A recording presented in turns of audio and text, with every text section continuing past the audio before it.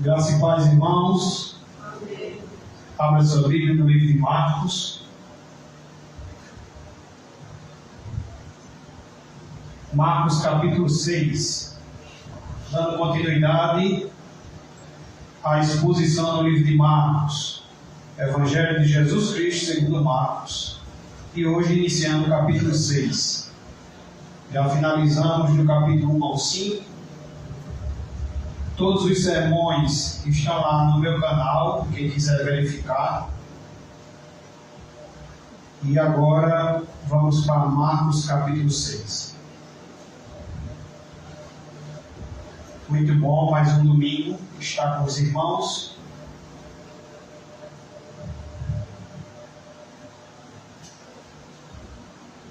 E que o Senhor fale conosco mais uma vez.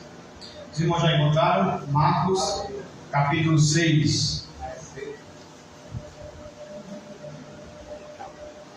Irmão de mim está sem Bíblia, é essa aqui. Tem mais alguém que está sem Bíblia? E... certo, irmão? Quem esqueceu de pegar o cofrinho, pegue no final do culto, tá bom? Marcos capítulo 6, a partir do versículo 1, vamos ler até o 29. Amém, irmãos? Diz assim a palavra do Senhor. Tendo Jesus partido dali, foi para a sua terra, e os seus discípulos o acompanharam. Chegando o sábado, passou a ensinar na sinagoga, e muitos ouvindo-o se maravilhavam, dizendo: de onde vem a este estas coisas? Que sabedoria é esta que lhe foi dada? E como se fazem tais maravilhas por suas mãos? Não é este o carpinteiro, filho de Maria, irmão de Tiago, José, Judas e Simão? E não vivem aqui entre nós suas irmãs? E escandalizavam-se nele.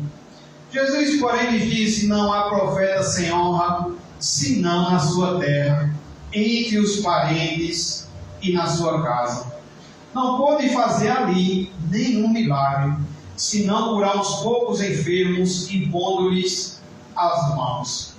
Admirou-se da incredulidade deles, contudo, percorria as aldeias circunvizinhas a ensinar. Chamou Jesus os 12 e passou a enviá-los de 2 a 2, dando-lhes autoridade sobre os espíritos imundos. Ordenou-lhes que nada levassem para o caminho, exceto um bordão, nem pão, nem alforje, nem dinheiro. Que fossem calçados de sandálias e não usassem 2 túnicas. E recomendou-lhes, quando entrardes em alguma casa, permanecei aí, até vos retirardes do lugar. Se em algum lugar não vos receberem nem vos ouvirem, ao sair dali, sacudiu o pó dos pés em testemunho contra eles. Então, saindo eles, pregavam ao povo que se arrependessem. Expeliam muitos demônios e curavam numerosos enfermos, ungindo-os com óleo. Chegou isto aos ouvidos do rei Herodes, porque o nome de Jesus já se tornara notório. E alguns diziam: João Batista ressuscitou dentre os mortos, e por isso nele operam forças miraculosas. Outros diziam: é Elias. Ainda outros: é profeta como um dos profetas. Herodes, porém, ouvindo isto, disse: é João, a quem eu mandei decapitar, que ressurgiu. Porque o mesmo Herodes, por causa de Herodias, mulher de seu irmão Filipe, porquanto Herodes se casara com ela, mandaram prender a João e atá-lo no cárcere. Pois João lhe dizia: não te é lícito possuir a mulher de teu irmão. E Herodes o odiava, querendo matá-lo, e não podia. Herodias, realmente isso veio de um pedido de Herodias, está corrigindo. 19. E Herodias o odiava, querendo matá-lo, e não podia, porque Herodes temia a João, sabendo que era homem justo e santo, e o tinha em segurança. e quando o ouvia, ficava perplexo, escutando-o de boa mente. E chegando um dia favorável, em que Herodes, no seu aniversário natalício, dera um banquete aos seus dignatários, aos oficiais militares e aos principais da Galiléia, entrou a filha de Herodias e, dançando, agradou a Herodes e aos seus convivas. Então disse o rei à jovem: pede-me o que quiseres e eu te darei. E jurou-lhe: se pedires mesmo que seja a metade do meu reino, eu te darei.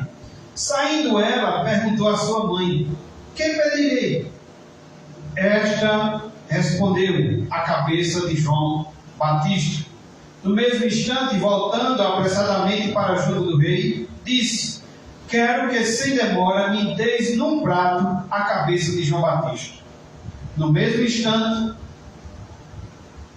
versículo 26, entristeceu-se profundamente o rei, mas por causa do juramento e dos que estavam com ele à mesa, não lhe quis negar. E enviando logo o executor, mandou que ele trouxesse a cabeça de João. Ele foi e o decapitou no cárcere. E trazendo a cabeça no prato, a entregou à jovem, que esta, por sua vez, a sua mãe. Os discípulos de João, logo que souberam disto, vieram, levaram-lhe o corpo e o depositaram no túmulo. Oremos mais uma vez. Pai querido, em concordância, Senhor, com a oração do nosso irmão Severino, te pedimos, ó Senhor, misericórdia. Já te pedimos perdão nessa noite, queremos te pedir mais uma vez, pelas nossas falhas, nossas omissões, nossos pecados. Senhor, graças a Deus que o Senhor nos alcançou, o Senhor aumentou a nossa fé, o Senhor nos deu fé, o Senhor nos fez conhecer ao Senhor por meio do teu Filho, Jesus Cristo, morrendo na cruz, no nosso lugar. Assim, Senhor, como já dissemos no domingo de Páscoa, assim como nosso coração não se alegrou somente no domingo de Páscoa, mas se alegra hoje, porque, Senhor, Ele não só morreu, mas Ele ressuscitou, Ele vive. Senhor, e é pela Sua palavra, Senhor, que queremos conhecer mais do Senhor nesta noite. Nos ensina acerca da evangelização, acerca, Senhor, do Teu ID, acerca dos Teus mandamentos, acerca da Tua palavra, Senhor. Trata, Senhor, conosco. Senhor, o Senhor sabe o que precisamos ouvir, Senhor. O Senhor sabe como está nosso coração, nossa mente. O Senhor sabe onde estão os nossos pés e onde, Senhor, estamos andando. E a Tua palavra, ela seja lâmpada para nossos pés e luz para o nosso caminho. É assim que já te oramos, pedindo a intervenção do Teu Santo Espírito sobre nós. Em nome de Jesus. Amém. Meus irmãos, esse texto que foi lido, a gente tem como tema nesta noite, no nosso sermão, portas abertas e fechadas. Portas abertas e portas fechadas. E o capítulo anterior que vimos no livro de Marcos, capítulo 5, apresenta o triunfo da fé, quando a gente vê o endemoniado gadareno, quando a gente vê a história da mulher do fluxo de sangue, quando a gente vê a história da filha de Jairo. Então o capítulo 5 apresenta o triunfo da fé. Mas, meus irmãos, no capítulo 6 resista a tragédia da incredulidade. Veja que contradição, né? O capítulo 5 apresenta o triunfo da fé, a vitória, quando colocamos a nossa fé, quando confiamos no Senhor, quando nos prostramos aos pés do Senhor. Mas o capítulo 6 apresenta aqui, resista a tragédia da incredulidade. O capítulo 5 marca um marco luminoso do poder de Jesus no meio da escuridão da miséria humana. Vemos nele o triunfo de Cristo sobre o diabo, o triunfo de Cristo sobre a doença e até sobre a morte. Agora, meus irmãos, no texto que lemos hoje, no capítulo 6, vemos a incredulidade dos nazarenos. A incredulidade de onde Jesus mais conviveu, onde ele mais conviveu, onde ele mais andou, onde ele mais fez milagres. A gente vê a incredulidade dos nazarenos, a incredulidade de Herodes e a incredulidade dos próprios discípulos. Então vamos considerar aqui esse tema, portas abertas e portas fechadas. Portas fechadas pela incredulidade e portas abertas pela proclamação do Evangelho. E portas fechadas pelo drama de uma consciência culpada. Então, em primeiro lugar, do versículo 1 ao versículo 6, eu convido você a fazer mais uma leitura para que fique mais registrado em nossa mente, já que a leitura foi longa. Vamos ver portas fechadas pela incredulidade do capítulo 1, do capítulo 6, versículo 1 ao 6. Portas fechadas pela incredulidade. Observe. Tendo Jesus partido dali, foi para a sua terra. E os seus discípulos o acompanharam. Chegando o sábado, passou a ensinar na sinagoga. E muitos, ouvindo-o, se maravilhavam, dizendo: de onde vem a estas coisas? Que sabedoria é esta que lhe foi dada? E como se fazem tais maravilhas por suas mãos? Não é este o carpinteiro, filho de Maria, irmão de Tiago, José, Judas e Simão? E não vivem aqui entre nós suas irmãs? E escandalizavam-se nele. Jesus, porém, lhe disse: não há profeta sem honra senão na sua terra, onde os seus parentes, entre os seus parentes e na sua casa. Não pôde fazer ali nenhum milagre, senão curar uns poucos enfermos, impondo-lhes as mãos. Admirou-se. Quem admirou-se? Jesus. Jesus se admira de quê? Da incredulidade deles. Contudo, percorria as aldeias circunvizinhas a ensinar. Então, a primeira lição, olhando aqui do versículo 1 ao versículo 6, a gente trata aqui da primeira lição de portas fechadas. E essas portas são fechadas pela incredulidade. Em primeiro lugar, meus irmãos, Jesus oferece aqui a Nazaré uma segunda chance. Jesus já havia sido expulso da sinagoga de Nazaré. No começo do seu ministério, é o que registra o Evangelho de Lucas. E naquela ocasião em que Jesus é expulso da sinagoga, eles estão querendo matá-lo. Então Jesus se muda, Jesus vai para Cafarnaum.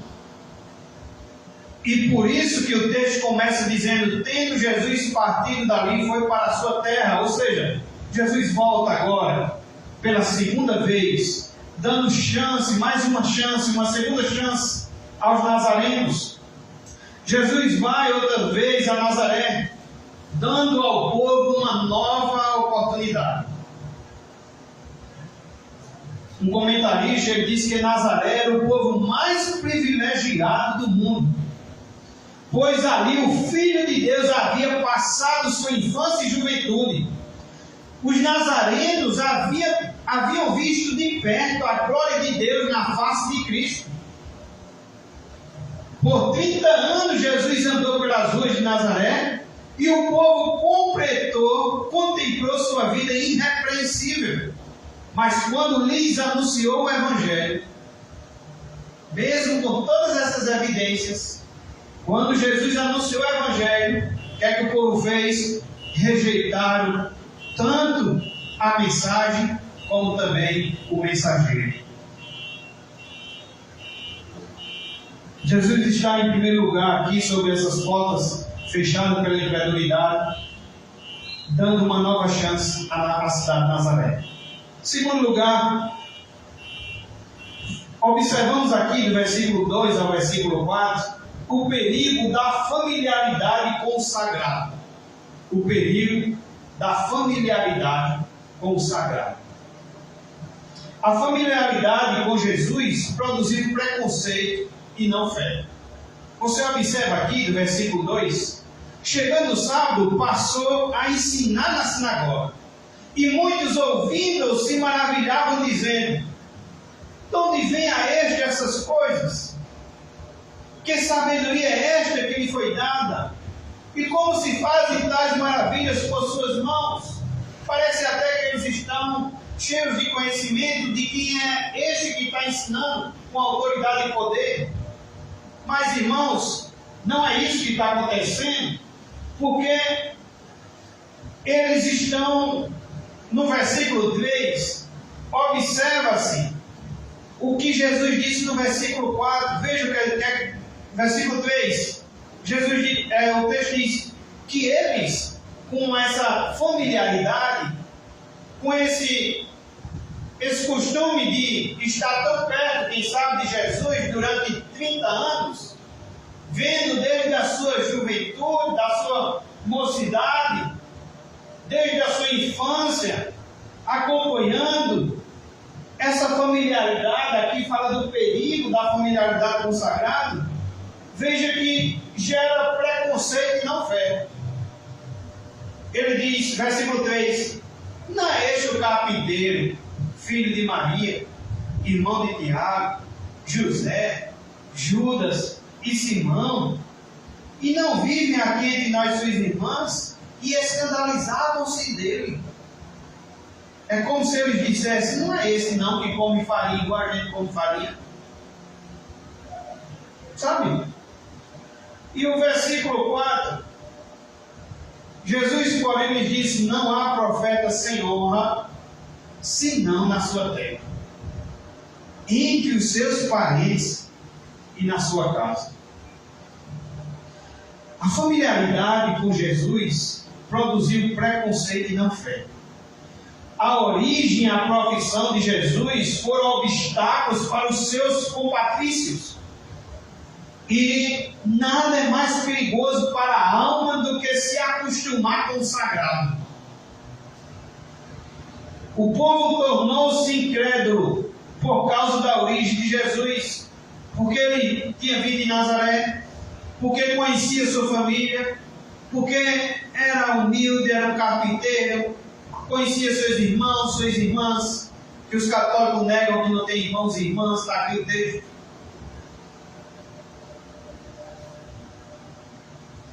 E, meus irmãos, o povo tornou-se incrédulo por causa dessa origem, por causa dessa familiaridade com o sagrado. Viam-no apenas como um carpinteiro, filho de Maria, cujos irmãos e irmãs eles também conheciam. Nada é mais perigoso para a alma do que se acostumar com o sagrado. William Barclay, ele diz que às vezes estamos demasiadamente próximos das pessoas para ver sua grandeza. Eles estavam tão próximos de Jesus que não conseguiam enxergar a grandeza. Eles pensavam que o conheciam, mas seus olhos estavam cegos pela incredulidade. Esses dias eu falava com um pastor de outra cidade, de uma igreja batista, e ele disse a mim, que ele toma conta de uma congregação, e foi chamado para tomar conta também da igreja mãe. Ele no momento está como presidente, está agora na igreja mãe, tomando conta da congregação e da igreja mãe. Mas ele disse que não quer ficar na igreja mãe porque Deus ainda não falou ao seu coração. E pretende ficar por enquanto só nessa congregação. Então vai ficar nessa igreja mãe ajudando até que chegue um pastor. E uma das coisas que ele falando comigo, ele disse que percebe que aqueles irmãos daquela igreja mãe parece que não querem enxergar muito ele como pastor. E um dos motivos que ele acha isso, que é porque ele se converteu ali também naquela igreja. Então veja, só porque ele se converteu naquela igreja, os irmãos conhecem ele desde quando se converteu naquela igreja. Será que o Senhor não poderia levantar ele como pastor? Mas os irmãos estão com tanta familiaridade que não conseguem ver o que Deus pode estar fazendo através da vida dele. Os irmãos estão tão acostumados com o sagrado que não conseguem ver a grandeza do sagrado. E Jesus diz, olha, que o profeta não tem honra na sua cidade. O profeta não tem honra entre os seus. Jesus diz, no versículo 6, Marcos 6, versículo 4, Jesus, porém, lhe disse: não há profeta sem honra, senão na sua terra, entre os seus parentes e na sua casa. Esse pastor foi um belíssimo trabalho, está sendo usado por Deus nessa congregação. O pastor da igreja mãe foi para um outro local, ele está no local agora como presidente, mas ele sente que por ele ter se convertido ali naquele local, naquela igreja, naquela mesma cidade da igreja mãe, ele sente que os irmãos não o abraçam muito como pastor.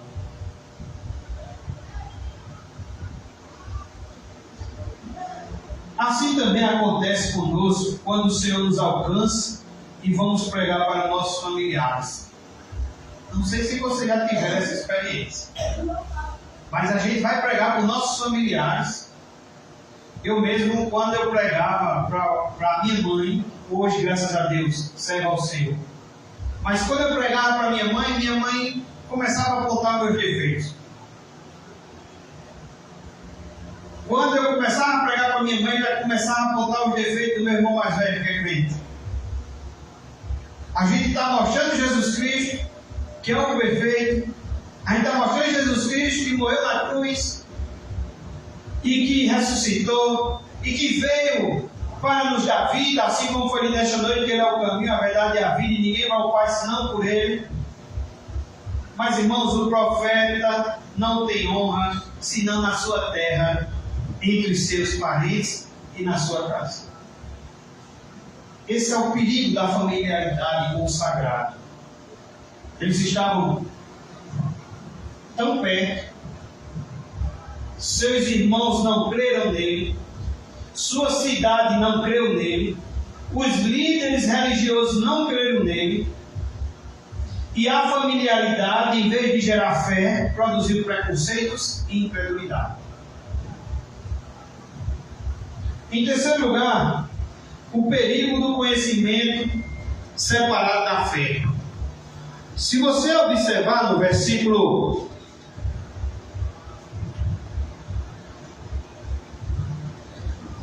Marcos 6, no versículo 2, eles têm um certo conhecimento. Veja como é que eles dizem: de onde vem a estas coisas? Que sabedoria é esta que lhe foi dada? E como se fazem tais maravilhas por suas mãos?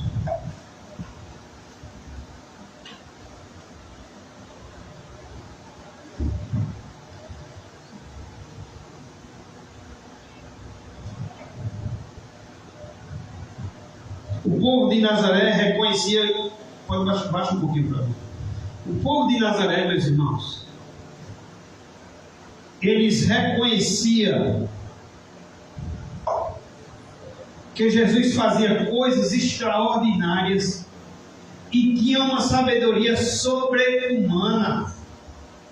Eles fizeram 3 perguntas, como vimos, de onde vem a ele estas coisas? Que sabedoria é esta que lhe é dada? E como se fazem tais maravilhas por suas mãos? Eles tinham a cabeça cheia de perguntas, mas, irmãos, é um conhecimento sem a fé. Uma cabeça cheia de perguntas, mas o coração vazio de fé. Porque eles não puderam explicá-lo, eles o rejeitaram. Então eles escolheram a descrença. Uma escolha que deixou Jesus admirado, diz Marcos 6, versículo 6. Jesus fica admirado. Marcos 6, versículo 6. Admirou-se da incredulidade deles. Portas fechadas pela incredulidade. E eu já disse a você que Jesus está ali dando uma segunda chance. Já disse a você que, devido à familiaridade, devido a eles olhar que Jesus era carpinteiro, filho de Maria, Tiago, José, Judas e Simão, e estava ali também suas irmãs, eles se escandalizavam-se de Jesus, estavam acostumados com o sagrado e não enxergavam a grandeza. A gente vê o perigo do conhecimento separado da fé. Eles chegam a perguntar de onde vinha a ele essas coisas, que sabedoria é esta que lhe é dada, e como se fazem tais maravilhas por suas mãos, mas seus corações estão vazios de fé. Em quarto lugar, a incredulidade fecha as portas da oportunidade para Nazaré. A incredulidade fecha as portas da oportunidade para Nazaré. Versículo 5. Não pôde fazer ali nenhum milagre, se não curar uns poucos enfermos, impondo-lhes as mãos. A incredulidade fecha as portas da oportunidade para Nazaré. Jesus não permaneceu na cidade de Nazaré. Jesus vai adiante. Ele não insistiu em arrombar a porta. Nazaré perdeu o tempo da sua oportunidade. Realizar, meus irmãos, milagres em Nazaré poderia não ter nenhum valor, porque o povo não aceitou a sua mensagem nem creu que ele vinha de Deus. Imagina aquele paralítico que os amigos descem do telhado. Imagina se Jesus só cura ele na forma física.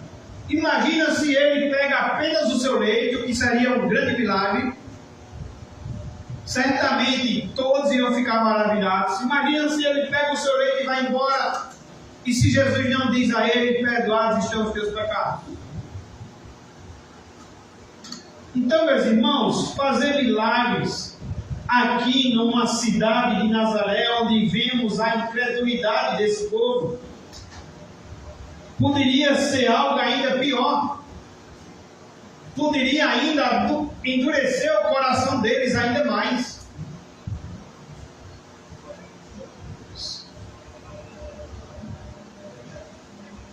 Jesus ficou admirado da incredulidade deles e ali não realizou nenhum milagre. Em vez disso, deixou a cidade por causa da incredulidade. Isso, irmãos, podemos dizer que enfermos deixaram de ser curados e pecadores deixaram de ser perdoados. Jesus deixou Nazaré. Precisamos também observar que Jesus deixou Nazaré pela segunda vez. E não há, meus irmãos, nenhuma menção que Jesus voltou ali novamente. A maioria das pessoas pensa que tem ilimitadas oportunidades para quê? Mas isso é um ledo engano. Ainda em quinto lugar, sobre portas fechadas por conta da incredulidade, a incredulidade de Nazaré fecha as portas para os milagres de Jesus. Quão terrivelmente desastroso é o pecado da incredulidade. A incredulidade rouba do povo as maiores bênçãos. Jesus diz no versículo 5 que ele não pôde fazer ali nenhum milagre. Como eu já disse, enfermos deixaram de ser curados e pecadores deixaram de ser perdoados por conta da incredulidade. Na maioria das vezes, Jesus operou maravilhas em resposta e em cooperação com a fé, assim como vimos no capítulo 5. E quando o texto diz que ele não pôde fazer ali milagre, não está se referindo à limitação, ele não é um ser limitado. A questão aqui é a incredulidade. A incredulidade foi o mais velho pecado do mundo. Ela começou no jardim do Éden, onde Eva creu nas promessas do diabo, em vez de crer na palavra de Deus. Não foi assim? Creu nas promessas do diabo, em vez de crer na palavra de Deus. A incredulidade traz morte ao mundo. A incredulidade manteve Israel afastado da terra prometida por 40 anos. A incredulidade, meus irmãos, é o mais tolo e inconsequente dos pecados, pois leva as pessoas a recusarem a mais clara evidência, a fechar os olhos ao mais claro testemunho e ainda crer em enganadoras mentiras. Pior de tudo, a incredulidade é o pecado mais comum no mundo. Milhões são culpados desse pecado por todos os lados. Essa é a primeira lição que tiramos do versículo 1 ao versículo 6. Portas fechadas pela incredulidade. Portas fechadas pela incredulidade. Jesus está ali pela segunda vez. Compaixão, misericórdia, fazendo a sua missão. Mas as portas são fechadas pela incredulidade. Jesus não volta, não há menção que ele voltou ali. Nazaré estava perdendo sua oportunidade. O perigo da familiaridade com o sagrado. Aqui também eu poderia trazer aos irmãos o quantas vezes estamos louvando só por louvar. Quem sabe estamos acostumados a louvar. Estamos orando só para dizer que a gente orou. Ou estamos no culto só para dizer que marcamos presença. E não tocamos nele pela fé, como foi pregado no sermão anterior. Precisamos louvar o Senhor em espírito e verdade. Precisamos fazer tudo o que formos fazer, quer comer, quer beber, fazer tudo para a glória de Deus. Quinta-feira tivemos um estudo bíblico aqui que nos ensinou sobre isso. Não somos crentes apenas nessa reunião no domingo à noite, aqui. Não somos crentes apenas na reunião da terça-feira, na casa de algum irmão. Não somos crentes apenas na quinta-feira no estudo bíblico. Mas aqui estamos sendo edificados na cooperação de uns aos outros, edificados pela liderança, edificados pela mensagem. Mas estamos aqui, irmãos, com Ele, para depois irmos em nome dEle. Lá fora ser crente, em todas as áreas da nossa vida. Cuidado para não se acostumar com o sagrado.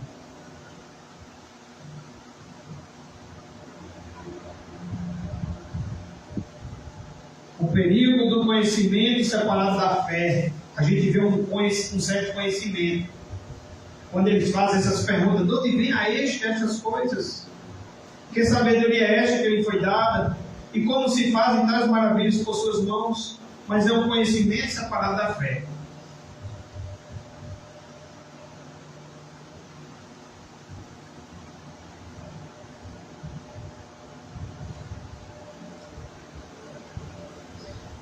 Eles também têm a incredulidade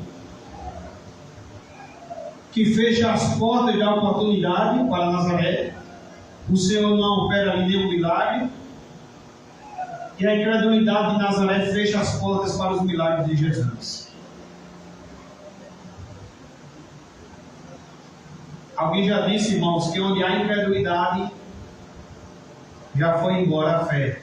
Não tem espaço para a fé. O Senhor também já disse que quando a gente pedisse sem duvidar.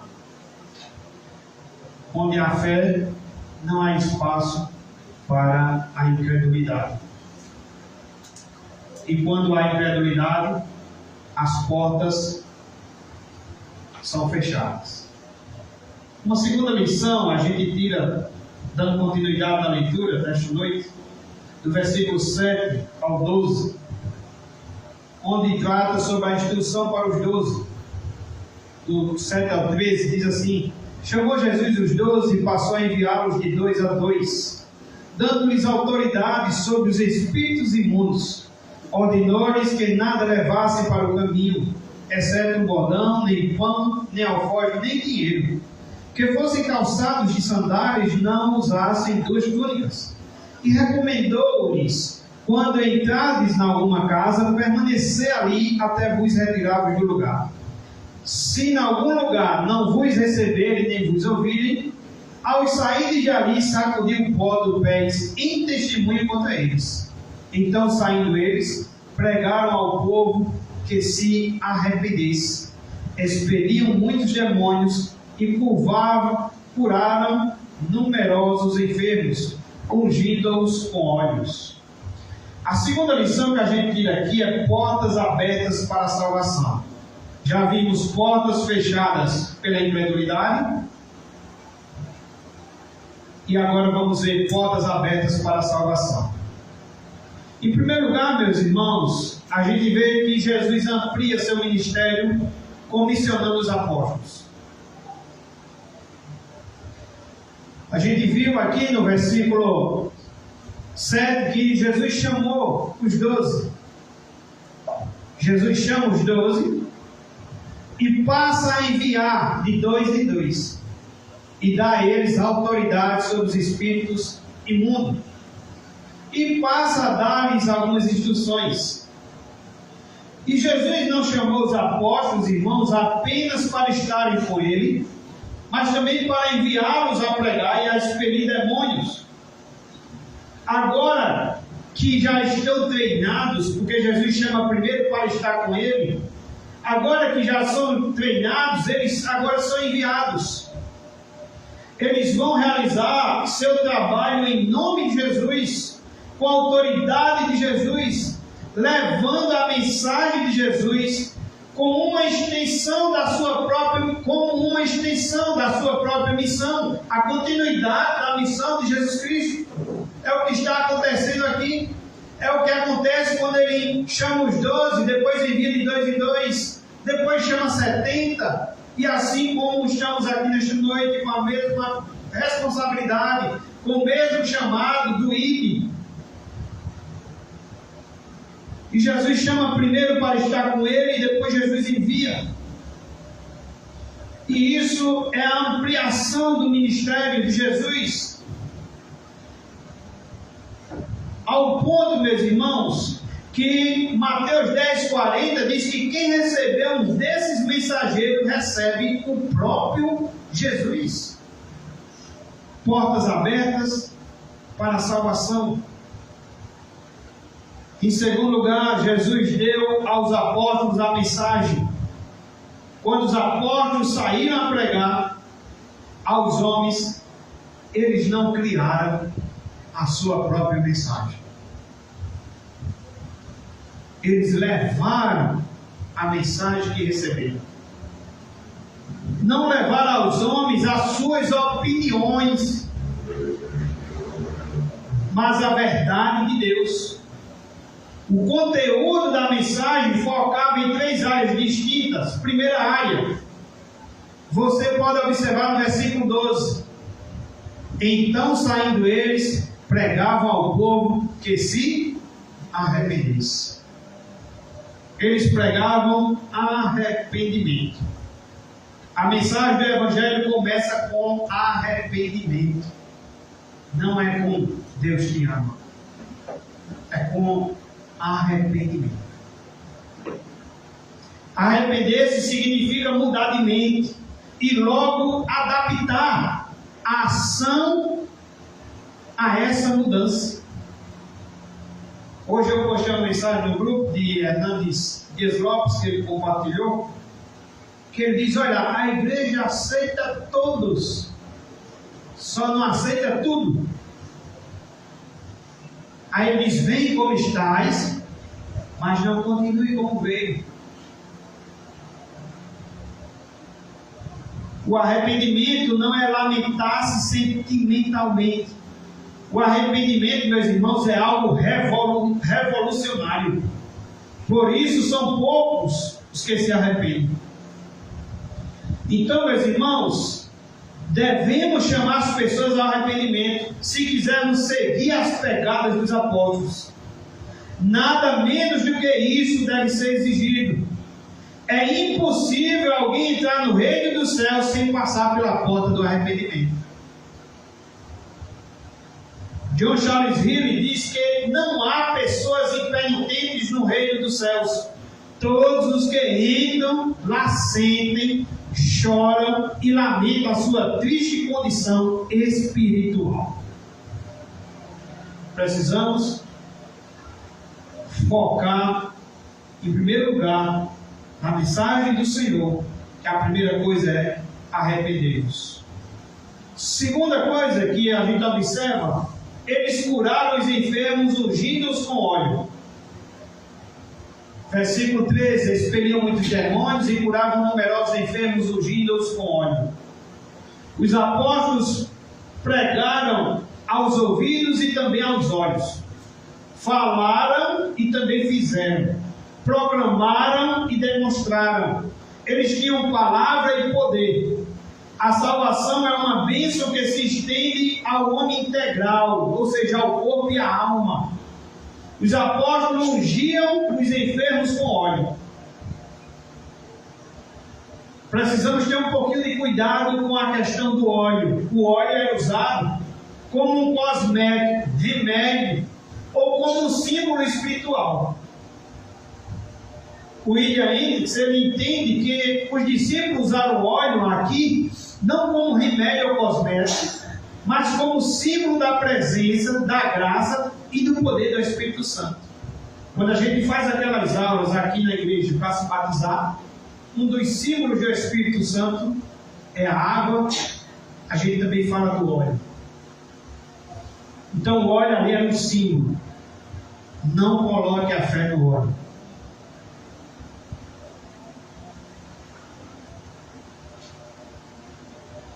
Eles também expulsaram demônios, diz o versículo 13, expeliam muitos demônios, porque a libertação faz parte do Evangelho. O Messias veio para libertar os cativos. Ele se manifestou para libertar os oprimidos do diabo e desfazer as obras de Satanás. Em terceiro lugar, Jesus deu aos apóstolos a metodologia. As atitudes e ações dos apóstolos deveriam reforçar a mensagem que eles iriam proclamar. Jesus ensinou alguns aspectos metodológicos importantes. Observe. Primeiro aspecto, os apóstolos foram enviados de 2 a 2. Isso fala de mútua cooperação, mútuo encorajamento, mútuo ensino e também de credibilidade do testemunho. A Bíblia ensina, meus irmãos, que é melhor serem 2 do que ser um. E é pelo testemunho de 2 pessoas que toda causa se resolve. Então está aqui o motivo porque não era enviado um por um, era de 2 em 2. Às vezes eu peço saúde para minha esposa, para que eu possa começar a visitar os irmãos, para que ela possa estar comigo, me acompanhando. Às vezes eu entendo que é porque ela está enferma, mas não é nada demais a gente orar para que o Senhor renove suas forças, sua saúde, para que eu esteja mais visitando os irmãos, porque eu não posso fazer isso sozinho. Está aqui uma metodologia de 2 em 2. Essa semana eu visitei um casal e eu fui sozinho, mas eu fui porque o casal já estava me aguardando. Mas se fosse só o homem, eu iria sozinho. Mas se fosse só a mulher, eu só iria acompanhado, de preferência, com a minha esposa. Entendeu por que quando a gente se junta para evangelizar, ou quando chega um evangelismo de fora, entendeu por que é sempre grupos? 2 em 2, ou de 3, ou de 4, ou de 5, mas nunca um sozinho? Então temos que fazer conforme está escrito nas Escrituras. Os apóstolos foram enviados de 2 a 2. Um outro aspecto dessa metodologia é que os apóstolos deveriam confiar no provedor e não na provisão. Vê que interessante. Ordenou-lhes, versículo 8, que nada levasse para o caminho.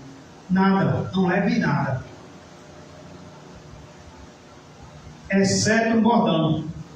E ele continua: não levem pão, não levem alforje, não levem dinheiro. Eles não deveriam levar túnica também. vai falar no outro versículo. Alforje nem dinheiro. Deveriam confiar na provisão divina enquanto faziam a obra.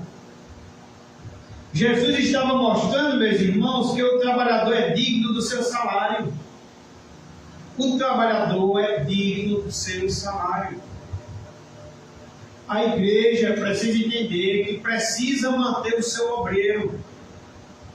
Seja eu enquanto estiver aqui, ou seja um outro pastor que amanhã ou depois pode chegar.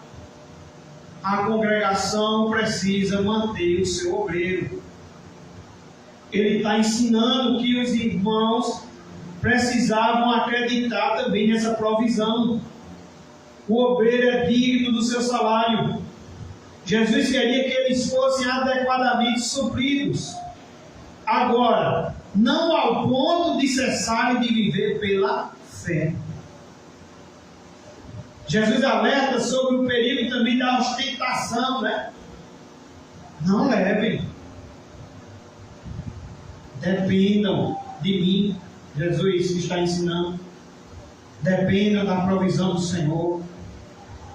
Não estejam levando dinheiro, ostentação. Os mensageiros não deveriam ser temidos nem invejados. Eles não deveriam fazer da obra de Deus uma fonte de lucro. Ainda sobre os aspectos, os apóstolos deveriam ser sensíveis à cultura do povo. Deveriam comer, veja aí,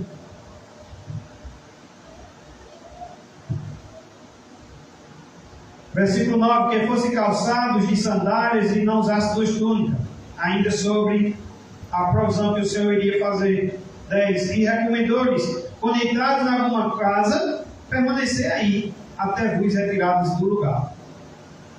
Então, eles deveriam ser sensíveis, permanecer ali, ser sensíveis à cultura do povo. Deveriam comer o que se colocava na mesa, e não deveriam ficar mudando de casa enquanto permaneciam numa cidade. A hospitalidade era um dever sagrado nesse tempo aqui no Oriente. Da hospitalidade faziam parte de saudação, faziam parte de lavar os pés, faziam parte de oferecer comida, proteger e acompanhar na despedida. Os pregadores não podem violentar a cultura do povo ao pregar a eles a palavra de Deus. O Evangelho deve ser anunciado dentro do contexto cultural de cada povo. Como eu já falei aqui para os irmãos, a nossa igreja, a nossa denominação já chegou na África, já chegou no México, e esse ano tem mais 4 países aqui que eles querem chegar.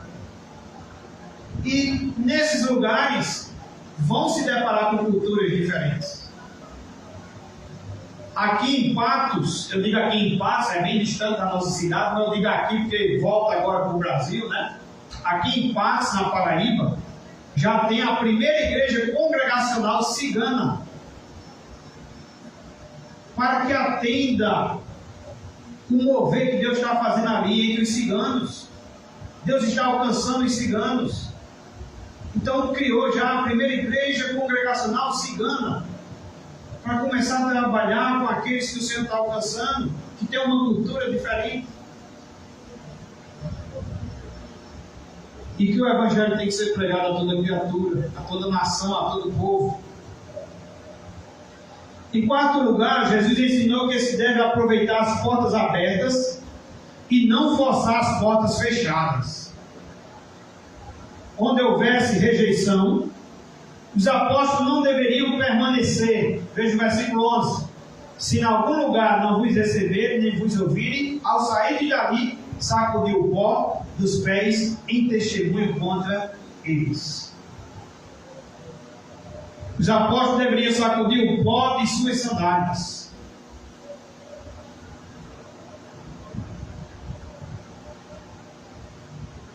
E considerar aquele território como pagão. William Hendricks diz que o que Jesus está dizendo nesse texto é que qualquer lugar, quer seja uma casa, vila ou cidade, que recuse aceitar o Evangelho, deve ser considerado impuro, como se fosse um solo pagão. Não há salvação fora do Evangelho. Não há salvação onde a palavra de Deus é rejeitada. Então, meus irmãos, só lembrando aqui aos irmãos, portas abertas para a salvação. A gente observa Jesus ampliando o seu ministério, enviando de 2 em 2. Ontem, meus irmãos, eu fiquei muito feliz ontem. Não porque eu estava enfermo, mas porque na minha enfermidade, os irmãos se reuniram e foram para o sítio agudo. Foi meu pai, foi o irmão Severino, foi Realdilson, foi Marivaldo. Marivaldo foi dirigindo para Mata Virgem, chegou em Mata Virgem, foi buscar os irmãos no agudo, trouxe para Mata Virgem. Quando terminou o culto, foi levar os irmãos no agudo, voltou para Mata Virgem para pegar os irmãos na casa de Ismael e vir para casa. Ainda num dia difícil que o irmão teve. Então, meus irmãos, isso é cooperação mútua. Glória a Deus. O Senhor, Ele... Quinta-feira a gente estudou uma quinta, não é se foi quinta ou se foi outra. Que Deus dá pastores à igreja, Deus dá líderes à igreja. E Deus abençoa, meus irmãos, através dos líderes. Mas o crescimento da igreja não depende também somente dos líderes. É uma cooperação mútua. O dever de fazer discípulos é de todos nós. O dever de pregar o Evangelho é de toda a igreja. Missões é tarefa de toda a igreja. Foi isso que a gente aprendeu. E a gente é edificado nessa cooperação mútua. Meu pai contribuiu dirigindo o carro, foi para o culto, foi fazendo companhia com os irmãos. O irmão Severino foi, Realdilson foi tocar violão, chegou lá e encontrou o cabo do pandeiro, o cabo do pandeiro tocou também. Né? E assim a gente vai servindo uns aos outros, edificando uns aos outros. Meu irmão Nininha hoje ligou para mim, eu fiquei com vergonha. O telefone tocou. Aí quando eu atendi, disse: diga, meu irmão, sou pastor, o senhor não vai buscar a caixa e as cadeiras não, hein? Eu disse: meu irmão, estou indo buscar agora. A borracharia está fechada. Ele disse: não, está fechada, eu abro. Ou seja, cooperação. Todos cooperando. Eu marquei com o Realdilson que depois do culto de oração, acho que na quarta a gente ia buscar. Esqueci. Cheguei aqui na quinta. Lembrei, porque o som não estava aqui. Eu disse: vou buscar na sexta. Na sexta adoeci. E hoje, de 5 horas da tarde, essas caixas ainda não estavam aqui e essas cadeiras ainda não estavam aqui. Estava tudo na borracharia. Corri na mesma hora, carreguei com o irmão veio aqui, descarregou comigo. Outro exemplo, Liliana outra noite mandava foto para mim das caixinhas montadas. Hoje estava a Edivânia fazendo esse letreiro de missões. Desde 6 horas está aqui os jovens e adolescentes ensaiando. Estão aqui desde 6 horas. Então isso é cooperação mútua. É a missão, meus irmãos. Não é apenas para o pastor, não é apenas para um grupo, para uma seleção. É para todos. E um vai edificando o outro. Um vai ensinando o outro. Um vai servindo ao outro. A gente tem que aprender com a metodologia de Jesus. Isso é portas abertas para a salvação. Um ministério que comissiona pessoas, Jesus comissiona os apóstolos, envia de 2 em 2.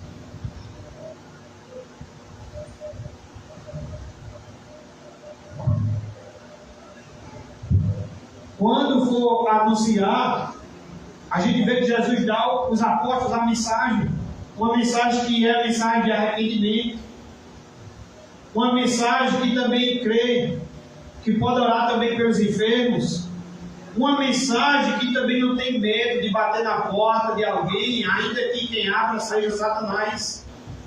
Porque quem nos manda também tem poder e autoridade acima de todos e de tudo. Em via de 2 a 2, ele também, na sua metodologia, ele ensina a confiarmos também na provisão, a pregarmos também, sendo sensíveis também à cultura do povo. Também nos ensinou a aproveitar as portas abertas e não forçar as portas fechadas. Não sei se foi quinta-feira que eu comentei um pouco sobre isso com a irmã Liliana. Tem pessoas que a gente prega e eles até escutam, tudo bem, continue pregando. Mas você pode se encontrar com alguém que diga, eu não quero mais ouvir. E o Senhor está nos ensinando essa noite. A gente deve aproveitar as portas abertas e não forçar as portas fechadas. Em outro lugar, a primeira lição foi portas fechadas pela incredulidade. Que a gente esteja nesta noite vazios de qualquer incredulidade e se abastecendo da fé. A gente viu portas abertas para a salvação. O instrumento é nós, a mensagem é a Bíblia. E agora portas fechadas com as próprias mãos. Marcos capítulo 6, a partir do versículo 14.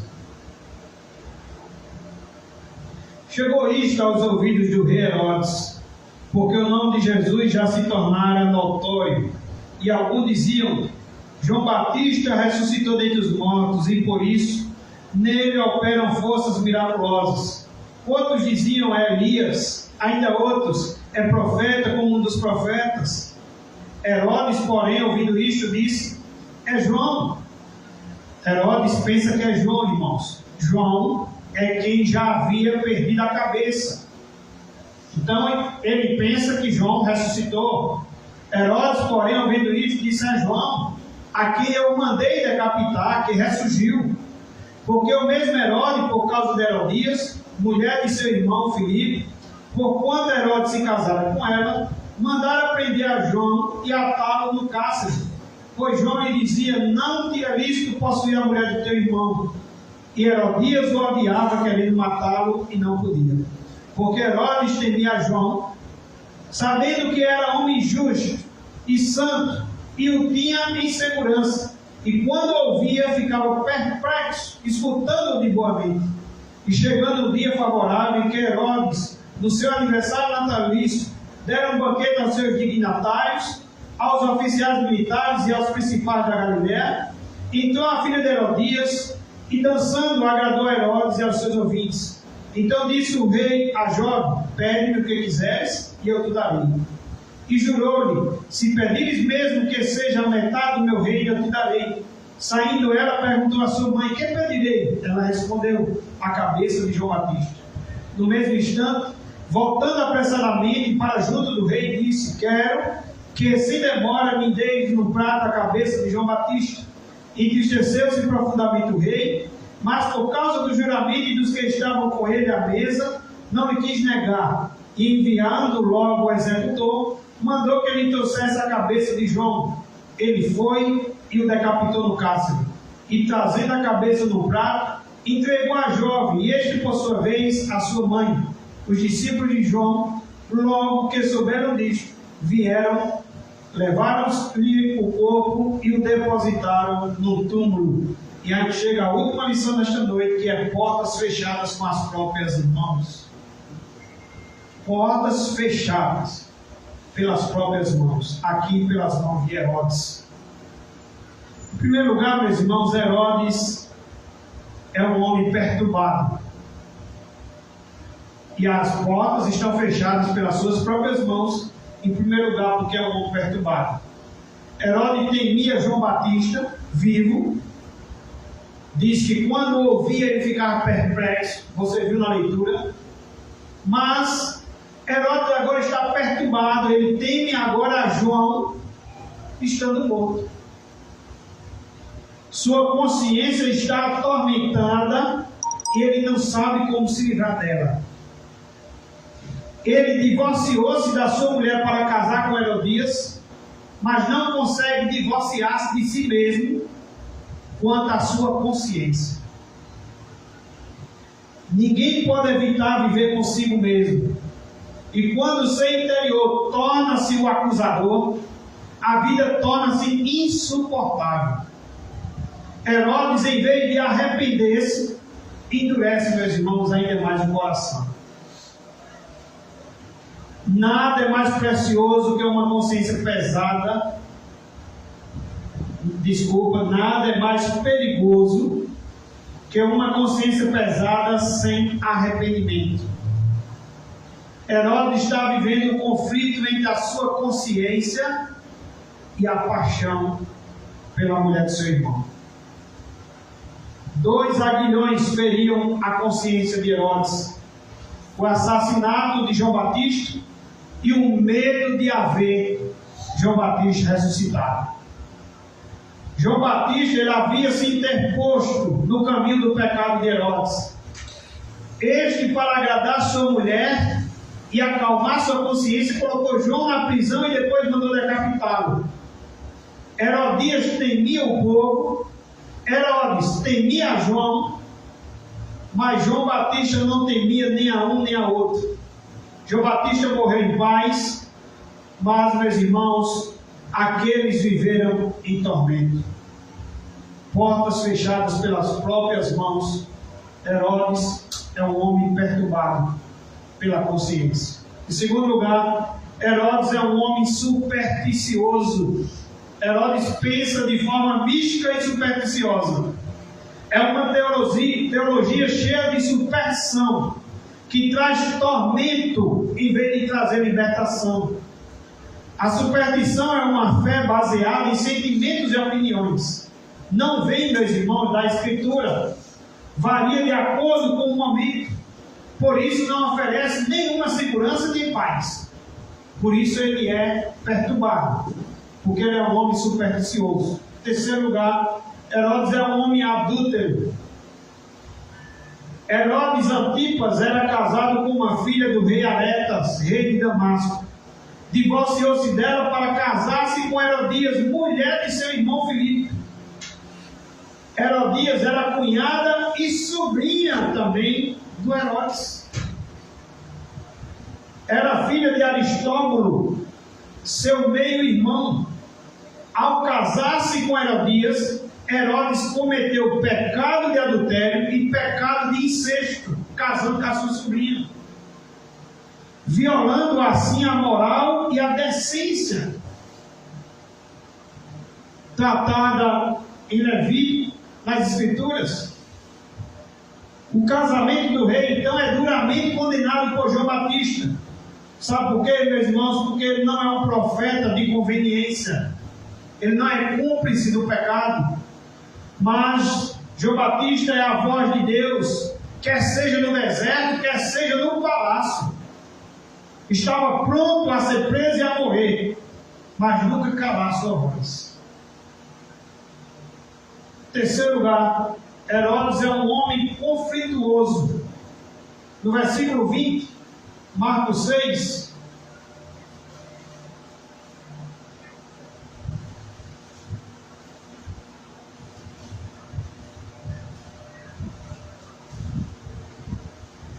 diz o texto: porque Herodes temia João, sabendo que era homem justo e santo, e o tinha em segurança. E quando ouvia, ficava perplexo, escutando-o de boa mente. É um homem conflituoso. Herodes tema João, gosta de ouvir, gosta de respeitá-lo, mas prende. A voz de Herodes de Herodias falava mais alto que a voz da sua consciência.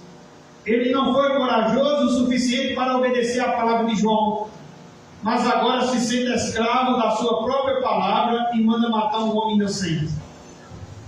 Isso nos ensina que não basta admirar e gostar de ouvir grandes pregadores. Herodes fez isso, mas pereceu. Herodes e Herodias estavam tão determinados a continuar na prática do pecado que taparam os ouvidos à voz da consciência e mais tarde silenciaram o profeta mandando degolá-lo. Herodes silenciou João, mas não conseguiu silenciar sua própria consciência culpada. É um homem conflituoso. Herodes é um homem fanfarrão. Herodes festeja com seus convivas e se embebeda. Um comentarista diz que essas festas reais eram extravagantes, tanto na demonstração de riqueza quanto na provisão de prazeres.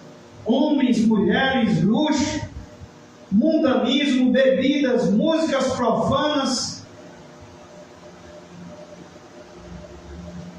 E para Herodes, Jesus é João Batista que ressuscitou para perturbá-lo. Ele está tão confuso acerca de Jesus quanto a multidão da Galiléia. Sua crença está desfocada, sua teologia é dança, pecados e Satanás com seus emissários. Tudo estava presente, menos o temor de Deus. É o que hoje ainda, tristemente, contemplamos na sociedade mundana. Sem Deus, transviada e perdida. Herodes, ele fez promessas irrefletidas à filha de Herodias, a quem Joséfo chama de Salomé.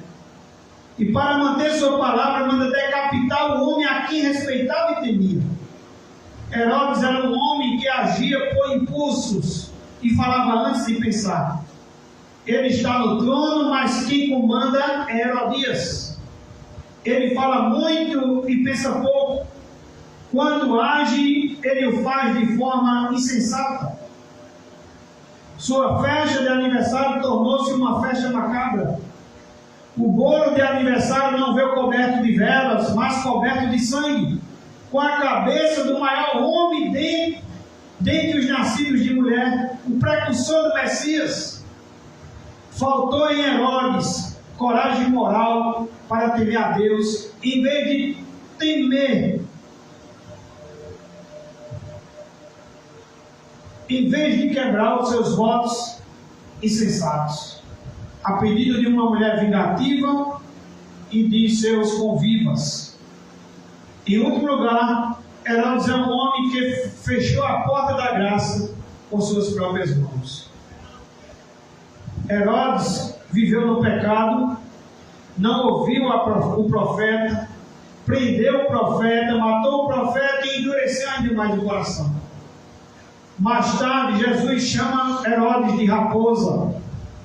Quando estava sendo julgado, Jesus esteve com ele face a face, mas Herodes zombou de Jesus. As histórias dizem que ele foi exilado e morreu na escuridão em que sempre viveu.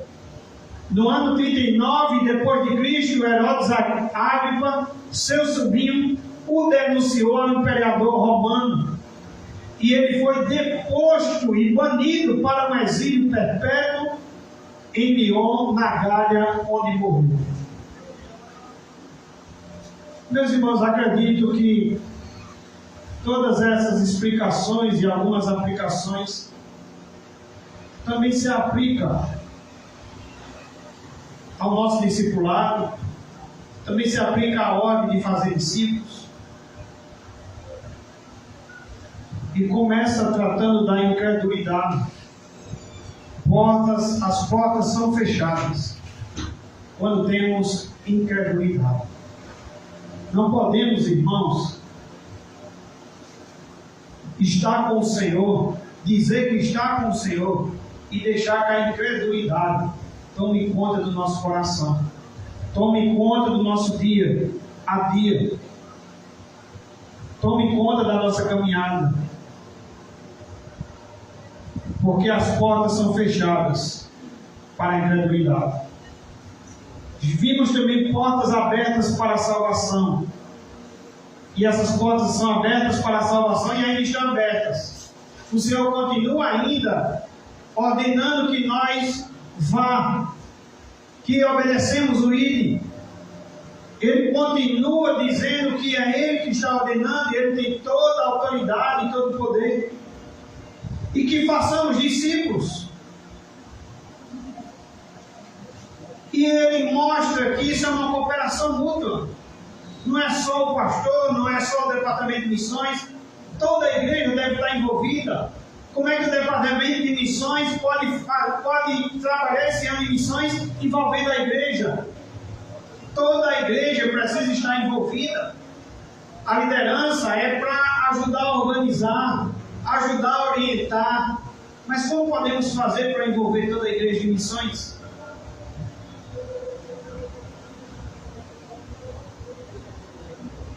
Jesus hoje continua ainda ampliando seu ministério, chamando pessoas e enviando pessoas. E a mensagem não é outra senão o Evangelho. A metodologia não são outras senão de 2 em 2, em grupos.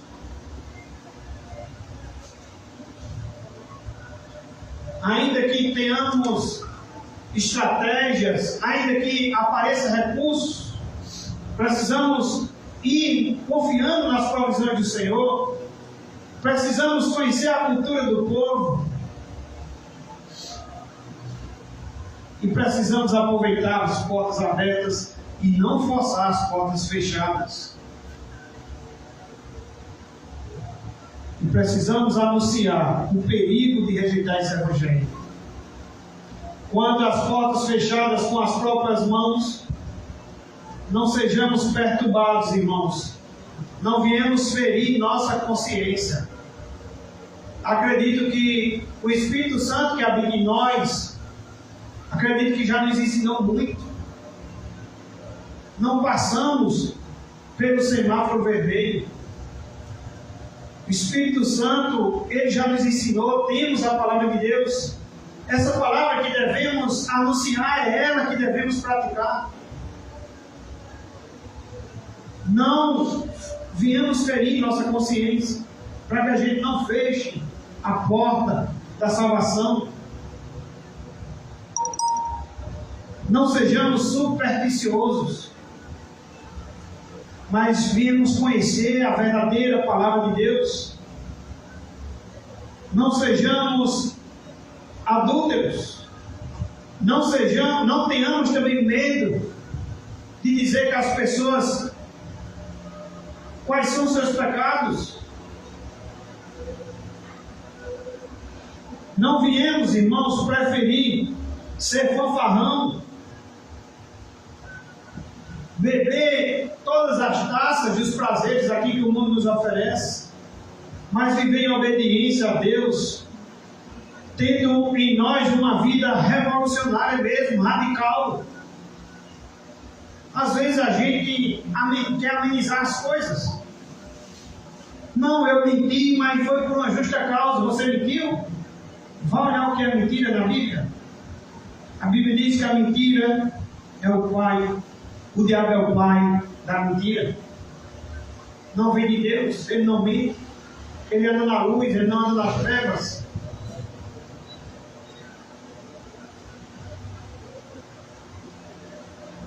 Quinta-feira eu falei um pouco sobre isso, que às vezes a gente até conhece o pecado das pessoas e amenizamos. A gente teve um livro aqui que a gente estudou, que um pastor chegava para outro e dizia: eu estou tendo um caso. E nesse livro, o dono do livro comentava que ele saiu e acabou nem corrigindo, mas ele deveria ter voltado ali e ter dito: você não está tendo caso, você está adulterando. Você é um adúltero.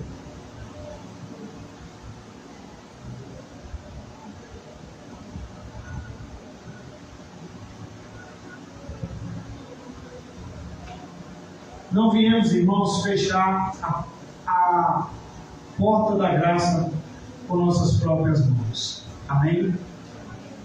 Sejamos sal e luz para esse mundo que jaz no maligno, que está em trevas. Que o Senhor nos ajude.